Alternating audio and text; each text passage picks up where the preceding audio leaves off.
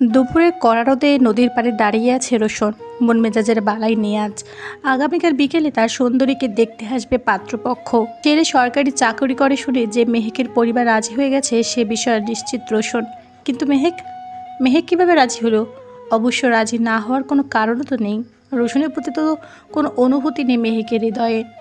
ভাই, এভাবে রোদে দাঁড়িয়ে থাকলে কি কিছু হবে? লিবনের দিকে দৃষ্টিপাত করলো রোশন। খেকিয়ে উঠে বলল, তোর কি মনে হয় আমি এখানে অহেতুক দাঁড়িয়ে আছি? শান্তকে পাঠিয়েছি খোঁজ লাগাতে। কিসের খোঁজ? সরকারি ডাক্তারের নারী নক্ষত্র জানতে গেছে শান্ত। মনে হচ্ছে কপালে শনি আছে লোকটার। তা তো আছে রে, আমার সুন্দরীকে বিয়ে করার শক্ত ঘোচাতে হবে। কিন্তু ভাই, লোকটা তো দোষ নেই বলো। সে তো জানে না তোমার মতো একজন দিওয়ানা আছে মেহেক ভাবির। লিমনের কথাটা ভুল নয়, অহেতুক খুন খারাপি করা বন্ধ করতে হবে এখন থেকে। মেহেক এসব পছন্দ করে না। তা ঠিক, কি করি তাহলে বলতো? ভাবছিলাম শালাকে উড়িয়ে দিব। এত ঝামেলার দরকার নেই ভাই, বিয়ে যখন করবেন। লিমন কিছু একটা ইশারা করতেই রোশন হাসলো। লিমনকে জড়িয়ে ধরে পিঠে হালকা থাপ্পড় দিয়ে ছেড়ে দিয়ে একসঙ্গে জঙ্গলের দিকে এগোলো দুজন। সাজের বেলা, আজ বৃহস্পতিবার। আগামীকাল পড়ানো হবে না বলে আজকে একটু বেশি বেশি করে পড়াচ্ছে আহনাফ। মিষ্টি বরাবর মনোযোগী ছাত্রী তার, কিন্তু আজকে মিষ্টিকে কেমন অন্যমনস্ক লাগছে। এসে থেকে আহনাফ বিষয়টা খেয়াল করছে। জিজ্ঞেস করবে করবে করেও করছে না। কিন্তু এভাবে তো পড়া হচ্ছে না মেয়েটার। লোকমুখে মিষ্টির উধাও হওয়া নিয়ে অনেক কথাই শুনেছে আহনাফ, কিন্তু সেসবের তোয়াক্কা করে না। যে যার জীবন যেমন ইচ্ছে কাটাক, সেরই মাথা ঘামিয়ে কী হবে। কিন্তু না, এখন একটা প্রশ্ন করা খুব দরকার বলে মনে হচ্ছে আহনাফের। মিষ্টি, তোমার কি কিছু হয়েছে? স্যারের প্রশ্নে একটু নড়ে চড়ে উঠল মিষ্টি। বোঝা যাচ্ছে কিছু একটা ভাবছিল। না স্যার, কিছু হয়নি তো। তবে এত অমনোযোগী কেন বলো তো? আপনি বুঝতে পারছেন? হ্যাঁ, বুঝবো না কেন? তোমার আচরণে বোঝা যাচ্ছে। আপনি জানেন আগামীকাল আপুকে ছেলেপক্ষ দেখতে আসবে, কিন্তু আমার মনে হচ্ছে এই বিয়েটা ঠিক হবে না আপুর জন্য। মিষ্টির কথা একটু চমকালো আহনাফ, কিছুটা আগ্রহী হয়ে উঠল। বইয়ের দিক থেকে মনোযোগ সরিয়ে দুজনে কথোপকথনে মনোযোগী হয়েছে। এমন মনে হওয়ার কারণ? সব কিছু তো খুলে বলতে পারবো না, কিন্তু শর্টকাটে বলি। আপনি হয়তো শুনেছেন গতবার আপুর বিয়ের আসরে ডাকাত এসেছিল। হ্যাঁ শুনেছি, হবুয়ারকে নাকি বিয়ের আসরে গুলি করেছিল ডাকাতেরা, তারপর মেহেককে তুলে নিয়ে গিয়েছিল। হ্যাঁ স্যার, আমি জানি না রোশন ভাই ডাকাতদের কে, কিন্তু উনি আপুকে ভীষণ ভালোবাসেন। মিষ্টির মুখে রোশন নামটা শুনে চমকালো আহনাফ। শুকনো ঢোক গিলে বলল, রোশন? তুমি শিওর? হ্যাঁ স্যার, রোশন ডাকাত সর্দারের ছেলে। এই কদিন আগে পুলিশের সাথে বড়সড় বন্দুকযুদ্ধ হয়েছিল ওদের, তখন খবরে শুনেছিলাম। কিন্তু একজন ডাকাত কোনো মেয়েকে ভালোবাসে, কথাটা অবিশ্বাস্য এবং হাস্যকর মিষ্টি। আহনাফ দুহাত উপরে তুলে আর মোড়া ভাঙার মতো অঙ্গভঙ্গি করে নড়ে চড়ে বসলো। মিষ্টি শান্তভাবে ফের বলে, ভালোবাসার চেয়ে বড় কিছু কি আছে স্যার? হৃদয় পরিবর্তন করতে সক্ষম এই ভালোবাসা নামক অনুভূতি, আবার হৃদয় জ্বালিয়ে পুড়িয়ে শেষ করার জন্য যথেষ্ট। কথাগুলো বলতে বলতে মিষ্টি একটু অন্যমনস্ক হয়ে গেল। আহনাফ হালকা ঘেঁষে উঠে বলল, বুঝলাম, কিন্তু তোমার বোন কি রোশনকে?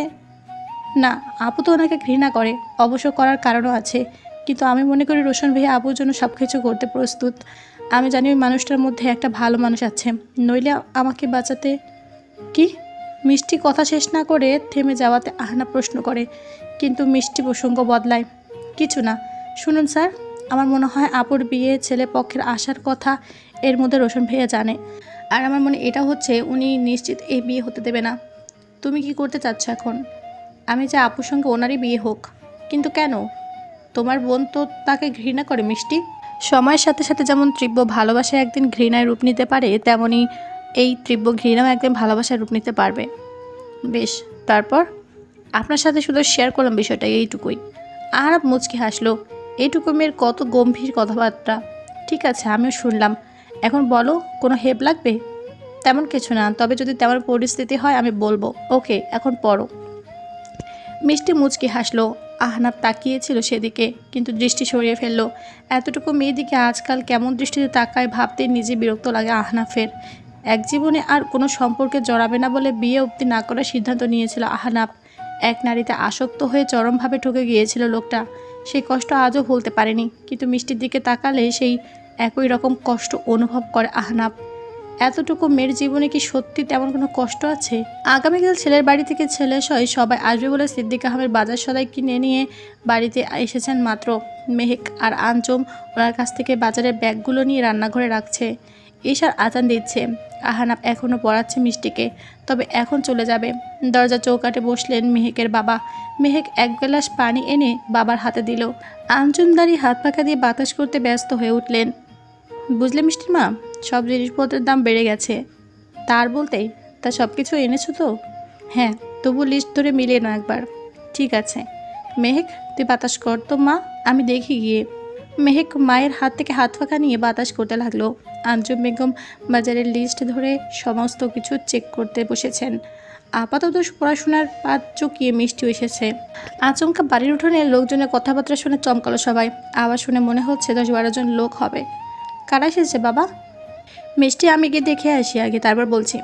মেহেকে থামিয়ে দিয়ে ওর বাবা বলল, তোর যেতে হবে না, আমি যাচ্ছি। বাবার কথায় দুবোন চুপ করে গেল। সিদ্দিক আহমেদ বাড়ির উঠানে পৌঁছাতে আতকে উঠল। চোখের সামনে আবারও সে ডাকাতে দেখে ভয়ে গলা শুকিয়ে যাচ্ছে ওনার। আসসালামু আলাইকুম বাবা। রসুন সবাইকে পেছনে ফেলে ঘাড় কাত করে সামনে এগিয়ে এসেছে। আপনার এখানে? তুমি করে বলুন বাবা, আমি আপনার ছেলের বয়সী। আমি ডাকাত হলো বিয়াদব না, বিয়ে করতে এসেছি বাবা আপনার বড় মেয়েকে। যদিও এত তাড়াহুড়ো করতাম না আমি, কিন্তু আপনাদের তো বড্ড তাড়া মেয়ের জন্য, এর মধ্যে আবারও বিয়ে ঠিক করতে উঠে পড়ে লেগেছেন। রসুনের কথায় সিদ্দিক চেঁচিয়ে উঠল। মেহিকের জীবনটা আর নষ্ট হতে দিতে চান না উনি, তাই সব ভয়টা রেখে রাগান্বিত স্বরে বললেন, খবরদার, আমার মেয়ের দিকে নজর দিবে না তোমরা। প্রয়োজনে মরে যাবে আমার মেয়ে, তাও তোমার সাথে অসম্মানিত হতে যাবে না। বাবা, আপনি ভুল ভাবছেন, বিশ্বাস করুন, আপনার মেয়ের দিকে আমি ছাড়া কেউ চোখ তুলে তাকাতে পারবে না। আমি তাকাবো কারণ আমি আপনার মেয়ের বর হব। সিদ্দিকের মেজাজ খারাপ হচ্ছে। এর মধ্যে মিষ্টি আঞ্চম মেহেকও উঠানে এসে দাঁড়িয়েছে। সবাই তো ভয়ে জড়সড় হয়ে গেছে। মেহেকের ভীষণ রাগও হচ্ছে রসুনের ওপর। এই লোকটা ওর জীবনটা শেষ করেই ছাড়বে। রসুন মেহেককে দেখে বলল, এই তো আমার সুন্দরী বউটা এসে গেছে।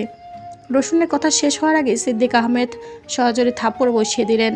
আকস্মিক ঘটনা সবার চমকে উঠল। প্রাণের ভয় থাকলেও কোনো বাবা তার মেয়েকে নিয়ে কোনো অসম্মানজনক কথা শুনতে পারে না। রসুনের বলা কথাগুলো মজা ভেবেই এতটা রেগে গেছেন মেহেকের বাবা।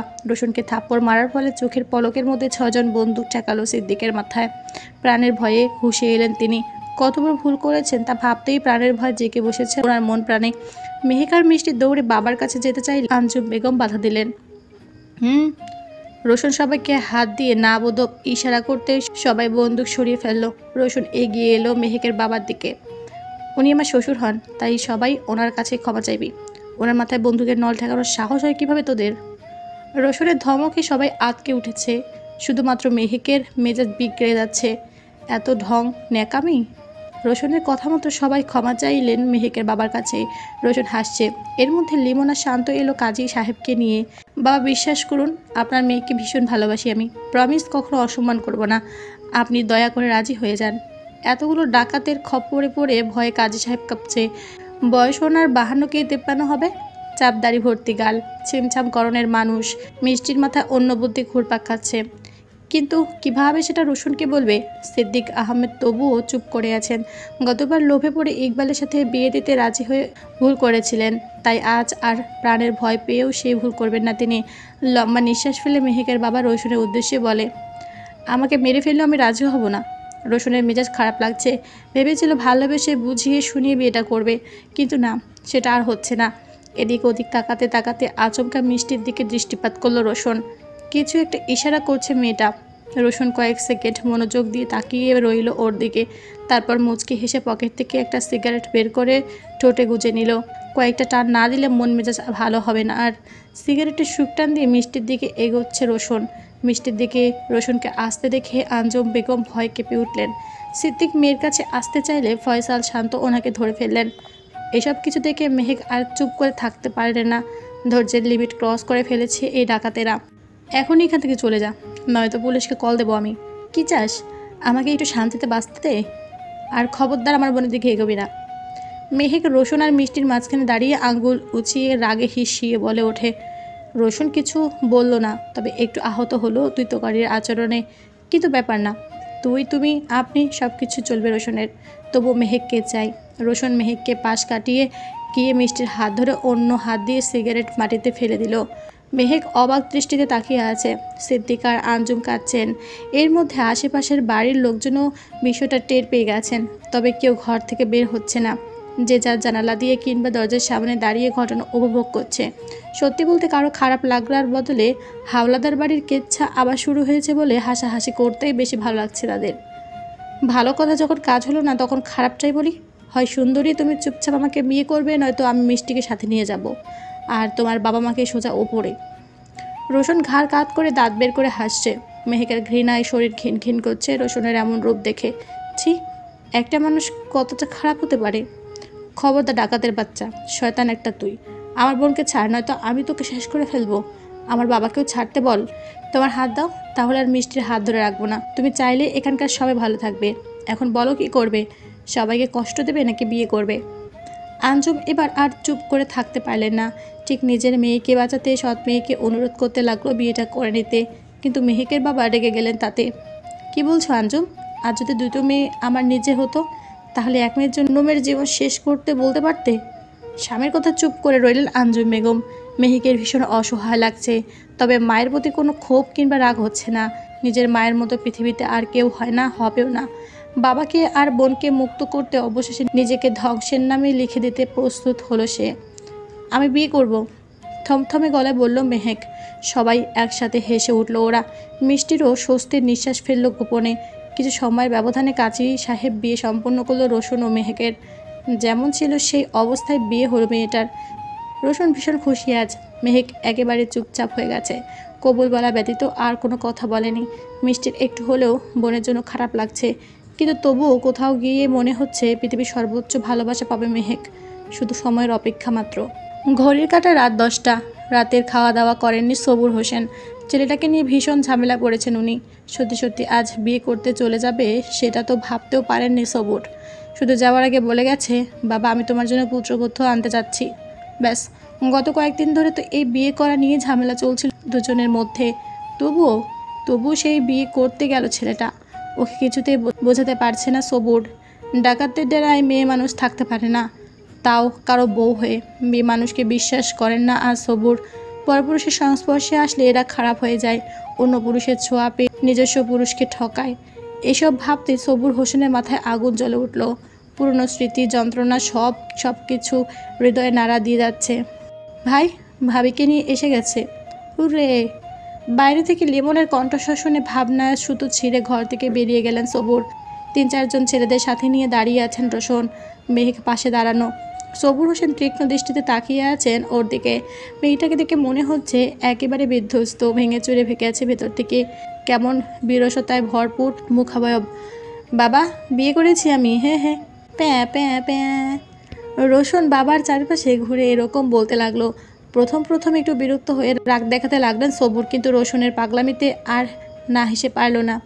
থাম এবার, ওকে ঘরে নিয়ে যা। দেখে মনে হচ্ছে সারা রাস্তা টেনে হিঁচড়ে নিয়ে এসেছিস। কি বলো বাবা, বউ আমার কোলে তুলে নিয়ে এসেছি টেনে হিঁচড়ে? ছি! তবু রোশনের কান মলা দিয়ে অন্যদিকে এগিয়ে শান্তকে ইশারা করে কাছে ডেকে কথা বলতে লাগলো। শান্ত কথা বলে কয়েকজন ছেলে নিয়ে অন্যদিকে এগোলো। মেহেক চুপচাপ দাঁড়িয়ে আছে। আকস্মিক ঘটনায় একটু বেসামাল হয়ে গেছে। নিজেকে সামলে নিতে একটু সময় লাগছে ওর। এর মধ্যে মীরা আপু এসে দাঁড়িয়েছে ওর পাশে। রোশনও মীরার দিকে এগিয়ে এসে বলল, মীরা, ওকে বিয়ে শাড়ি পরিয়ে দাও তো, আর অল্প স্বল্প সাজুগুজু করাও, তবে লিপস্টিক একেবারে হালকা দিবে। ওসব খাওয়া অস্বাস্থ্যকর। মীরা প্রত্যুত্তরে কিছু বলল না, কেবল মাথা নেড়ে সম্মতি দিল। রোশন চলে গেল অন্যদিকে। মেহেকা লম্বা নিঃশ্বাস ফেলল। আর ভয় পাবে না কাউকে, নিজের মতো চলবে, খামখেয়ালি করবে, তাতে মরে গেলে যাবে, গুলি খেলেও খাবে। এইসব ভেবে নিজেকে শান্ত করছে মেয়েটা। মীরা মেহেকের হাত ধরে বলে, চলো সাজিয়ে দেব। হ্যাঁ, জানাজা হবে তো, ঠিকমতো কাফনের কাপড় পরিয়ে গোলাপ জল দিয়ে দাও। মীরা চুপ করে রইল। মেহেক নিজেই হাঁটতে লাগলো আগে ভাগে। মীরার ঘর ভালো করেই চেনে মেহেক। বাড়ির উঠানে মাটিতে লুটিয়ে বসে আছে সিদ্দিক আহমেদ। মেয়েটা শেষমেশ এভাবে জীবনটা বরবাদ করতে হলো। আঞ্জুম দরজা দাঁড়িয়ে আছে, মিষ্টি নিজের ঘরে। এর মধ্যে আশেপাশের বাড়ির লোকজন মিষ্টিদের উঠানে এসে জড়ো হয়ে গেছে। সবাই নানান কথা বলাবলি করছে। কেউ বলছে মেহেকের পরিবারের জন্য এ গ্রামে ডাকাতদের আনাগোনা লেগেই আছে, তাই ওদেরকে গ্রামে থাকতে দেওয়া যাবে না। আবার কেউ বলছে বাপের জন্মে শোনেনি ডাকাত কাউকে বিয়ে করে নিয়ে যায়। এই বাড়ির মেয়েগুলো অদ্ভুত, জাদুটা না জানে, নইলে এমন ডাকাতদের কেউ বশ করলো কিভাবে। সিদ্দিক কিছু বলে না, চুপচাপ বসে থাকে। মিষ্টির মা এসে এক প্রকার জোরাজোরি করে ওনাকে বাড়ির ভেতর নিয়ে গিয়ে দরজা আটকে দেন। গ্রামের লোকজন রাত গভীর হওয়ার আগ পর্যন্ত নিজেদের মধ্যে কথাকথি করে নিজেদের বাড়ি চলে যায়। নিজেকে আপাতত খাটিয়ে শোয়ার লাশ মনে হচ্ছে মেহেকের। ফুল দিয়ে সজ্জিত বিছানায় নতুন বইয়ের বেশে বসে থাকা যেন ওর জন্য গোসল করিয়ে নতুন কাফনে জড়িয়ে কবরে দিয়ে আসার মতোই। এটা বিয়ে না, এভাবে কোনো মেয়ের অমতে বিয়ে হতে পারে না। মনে মনে এসব ভাবছে নববধূ। একটা চার্জার লাইট জ্বলছে ঘরের এক কোণার টেবিলের ওপর। কি একটা অবস্থা, কোনো বৈদ্যুতিক ব্যবস্থা পর্যন্ত নেই এখানে। অবশ্যই এই জঙ্গলে বিদ্যুৎ আসবে বা কীভাবে। গরমে হাঁসফাঁস লাগছে মেহেকের। আকাশে মেঘ ডাকছে, অল্প বিস্তর বিদ্যুৎ চমকাচ্ছে। হয়তো বৃষ্টি হতে পারে রাতে। 2 কামরা বিশিষ্ট টিন শেড বিল্ডিংয়ে বসে আছে মেহেক। এক পাশে বাথরুম আর এক পাশে শোবার ঘর। ঘরটা আজ ভীষণ সুন্দর লাগছে। বুনো ফুলে সেজে উঠেছে বিছানা। হুট করে বিয়েটা করবে বলে বাজার থেকে ফুল আনা হয়নি রোশনের। তবু এত সব নাম না জানা ফুল দিয়ে বেশ ভালো করে ঘর সাজিয়েছে মীরা আপু। দরজায় ক্যাচ আওয়াজে নড়েচড়ে উঠল মেহেক। বজ্জাত লোকটা এসেছে ভেবে মিথ্যা মিথ্যা ঘুমানোর ভান করবে বলে শুয়ে পড়ল। রোশন ধীর পায়ে ঘরে ঢুকে দরজা আটকে দিল। সাদা রঙের পাঞ্জাবিতে শ্যামবর্ণ রোশনকে ভীষণ সুদর্শন লাগছে আজ। রোশন মেহেকের দিকে এগোলো, বিছানায় একপাশে বসলো। মেরুন রঙের জামদানি শাড়ি পরেছে মেয়েটা। এই শাড়িটা কিছুদিন আগে রোশন মেহেককে দিবে বলে কিনে রেখেছিল, কিন্তু পরে ঝামেলা হলো আর দেওয়া হয়নি। তাই আজ এটা পরিয়ে দিতে বলেছিল মীরাকে। মেহেকের গলায় কপালে বিন্দু বিন্দু খামের কণা দেখে রোশন বসা থেকে উঠে ঘরের জানালা দুটো খুলে দিতে গেল। জানালা খুলতেই শীতল বাতাস প্রবেশ করছে ঘরে। বাইরে খুব জোরে বাতাস বইছে। ঝিরি ঝিরি বৃষ্টির ছোঁয়া লেগেছে বৃক্ষরাজিতে। সুন্দরী, এভাবে ঢং হয়ে পড়ে থাকলে হবে? কোথায় বসে থাকবে আমি এসে ঘুমটা তুলে মুখ দেখব? সেসবের তো কোনো বালাই নেই, আর তার উপর ঘুমানোর ভান করছো। রোশনের কথায় মেজাজ খারাপ হয়ে গেছে মেহেকের। এত ধুরুন্তর কিভাবে হয় একটা মানুষ। শোয়া থেকে উঠে বসলো মেহেক, চোখে মুখে ভীষণ রাগের ছটা। রোশন পাশে বসে হাত ধরল ওর, কিন্তু মেহেক রোশনের হাত সরিয়ে ফেলল। শোয়ার ইচ্ছে থাকলে আপনি শুতেন, বিয়ে করার দরকার ছিল না। তবে কেন এইসব? আমাকে তিলে তিলে মেরে ফেলে আপনার লাভ? ছি, মুখের কি ভাষা! শুতেন এসব কি বলো? হ্যাঁ বলো যে আদর করার ইচ্ছে থাকলে আমার মতো ভালো হওয়া সুন্দরী। রোশনের ন্যাকামাক্কা কথাবার্তা শুনতে মোটেও ভালো লাগছে না মেহেকের। মাথায় আগুন জ্বলছে। আপনি যান, এখন আমি ঘুমাবো। কী সব বলতেছো? আজ কিসের ঘুম? আজ পাশা খেলবো রে শ্যাম। খবরদার, এই নোংরা শরীর নিয়ে আমার কাছেও আসবেন না আপনি। কত মেয়েদের সাথে ছিলেন তার হিসাব নেই। তার উপর আপনি আমাকে জোর করে বিয়ে করেছেন। আমার বোনের হাত ধরেছিলেন। আপনার লোকজন আমার বাবাকে আটকিয়েছিল। কিছু ভুলিনি আমি রোশন হোসেন। বাহ, এত সম্মান দিচ্ছ? আমার তো বিশ্বাস হচ্ছে না। ডাকাতের বাচ্চা থেকে রোশন হোসেন? বিয়ের আগে কি গালিগালাজটাই না করলে? বিশ্বাস করো, গালি দিলে খুব হট লাগে তোমাকে। একদম আমার মতো হট, অসভ্য লোক। রোশন মেহেকে 2 কাঁধে হাত রেখে নাকে নাক ঘষে বলতে লাগলো, আমি তো এখনো অসভ্যতা শুরু করিনি সুন্দরী। তুমি শুধু উপভোগ করো। ওকে, কি করবেন আপনি? দূরে সরুন। মেহেক নিজেকে ছাড়িয়ে নিয়ে রোশনের থেকে মুচকি হেসে রোশন বসা থেকে উঠে গিয়ে চার্জার লাইটটা নিভিয়ে আবছা আলোতে এসে বিছানায় বসলো আবারও। বাইরের বিদ্যুৎ চমকারী আলোতে মাঝে মধ্যে পুরো ঘর আলোকিত হয়ে যাচ্ছে। মেহেক কিছু বুঝে ওঠার আগে রোশন ওর পেছনে বসে এক হাত কোমরে দিয়ে অন্য হাতে শাড়ির আঁচল সরিয়ে ফেললো। চমকালো থমকালো মেহেক। রাগে ঘৃণা নিজেকে ছাড়ানোর জন্য ছটফট করছে ও। রোশন তাতে একটু বিচলিত না হয়ে আস্তে আস্তে পুরো শাড়িটা খুলে ফেললো। আমি কিন্তু চেঁচাবো, বাড়াবাড়ি হয়ে যাচ্ছে কিন্তু। তোকে খুন করে ফেলবো আমি। ওয়েট, আমি পাঞ্জাবি খুলি তারপর এসো খুন করতে। তবে তার আগে তোমাকে শান্ত করি। বাইরে বৃষ্টির তোপ বেড়েছে, ঘন ঘন বিদ্যুৎ চমকাচ্ছে। বাতাসের দাপটে জানালা বাড়ি খাচ্ছে। রোশন মেহেকে 2 হাত খাটের সাথে শাড়ি দিয়ে বেঁধে ফেলে। মেহেক অসহায়ের মতো চেঁচাচ্ছে। এখানে তো কেউ নেই এই চিৎকার শোনার মতো। রোশন অন্ধকারে হাতড়ে এবার আবারও টর্চ লাইট জ্বেলে উঠল। মুহূর্তে মেহেকের অর্ধনগ্ন শরীর প্রকাশিত হলো রোশনের সামনে। চুপ করো, নয়তো মুখ বাঁধবো সুন্দরী। বাবা শুনলে এটা লাজ লজ্জার ব্যাপার, যদিও উনি জানেন ওনার ছেলে অনেক ভালো। রোশনের দিকে অসহায় দৃষ্টিতে তাকিয়ে আছে মেহেক। যতই না করুক, একজন পুরুষের সামনে নারীর দৈহিক শক্তি কাজ করে না। রোশন নিজের পাঞ্জাবি খুলে দাঁড়ানো অবস্থায় মেহেকের দিকে দৃষ্টিপাত করলো। চোখ সরাতে পারছে না কিছুতেই। বউটা একটু রোমান্টিক হলে কি এমন ক্ষতি হতো? রোশন বসলো মেহেকের পাশে। মেহেক চুপ করে আছে, দু চোখ ছলছল করছে। হয়েছে, আর এমন করে তাকিও না, খুলে দিচ্ছি। মায়া মায়া লাগে কেমন। প্রথম যেদিন এসেছিলে এই ছলছল নয়ন তাকিয়ে মনটা চুরি করেছিলে। মেহেকের হাত দুটো খুলে দিতে দিতে বলল রোশন। মেহেক চুপ করে আছে, কিন্তু যখনই নিজেকে সম্পূর্ণরূপে মুক্তি পেল তখনই পাখির মতো ঝাঁপিয়ে পড়ল রোশনের ওপর। বুকের ওপর বসে গলা টিপে ধরল শরীরের সমস্ত শক্তি দিয়ে। রোশন পুরোপুরি শকড তার বইয়ের আচরণে, কিন্তু সময় নিল না ও। ঝটপট মেহেককে ধরে বিছানায় শুইয়ে দিল রোশন। বুকের উপর ঝুঁকে পড়ল। বাহ, বিয়ে হতে না হতেই একেবারে ডাকাত রানীর জায়গা নিয়ে নিলে। পারলে আমাকে ছাড়, তারপর দেখ তোর কি অবস্থা করি, একেবারে প্রাণে মেরে ফেলবো।